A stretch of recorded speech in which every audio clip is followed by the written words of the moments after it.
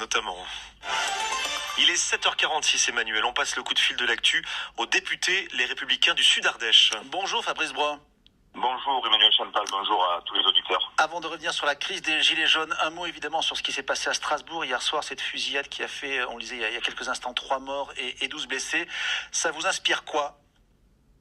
Je veux d'abord avec vous avoir une pensée pour les victimes et les blessés de Strasbourg. Hier soir, notre pays a été rattrapé par une triste et glaçante réalité.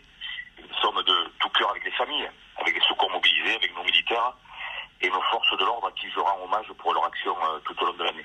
Fabrice Brun, vous avez un patron chez les Républicains, on le connaît bien, c'est Laurent Wauquiez, le président de région, qui a tweeté dès hier soir, quelques heures à peine après l'attaque, en disant combien d'attentats commis par des fichés S devons-nous encore subir avant d'adapter notre droit à la lutte contre le terrorisme ? Qu'attendons-nous pour enfin livrer bataille, pour éradiquer l'intégrisme qui nous a déclaré la guerre ? Ce tweet a provoqué une véritable flambée de réponses sur ce réseau social, effectivement, beaucoup reprochant à votre patron cette polémique jugé beaucoup trop rapide. Vous en pensez quoi, vous ? Il aurait dû attendre, Laurent Wauquiez ? C'est maladroit, pour le moins. Je pense que la question de la rétention et de l'expulsion des fichiers radicalisés, c'est une question qui se pose à chaque attentat.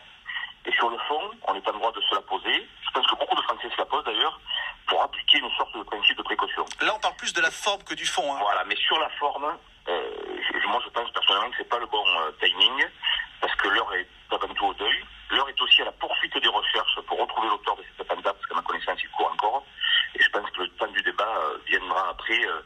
L'émotion, me semble-t-il, en l'occurrence, est mauvaise conseillère et ne me semble pas propice à la nécessaire cohésion nationale.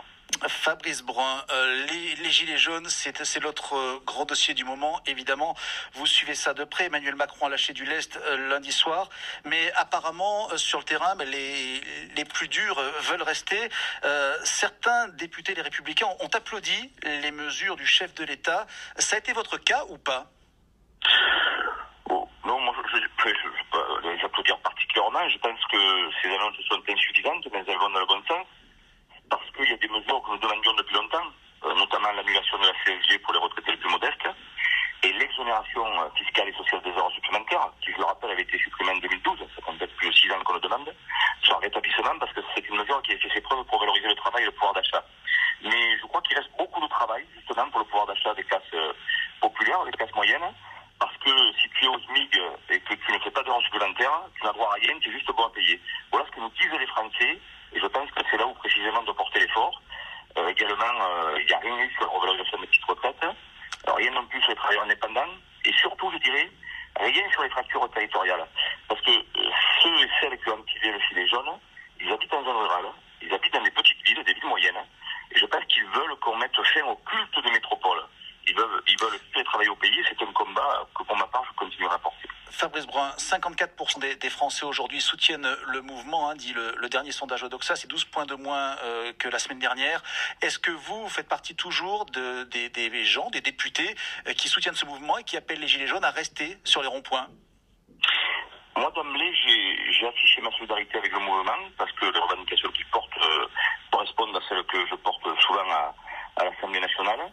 Je voudrais d'ailleurs leur dire bravo aux Gilets jaunes, parce qu'ils ont obtenu des avancées concrètes en moins d'un mois d'action.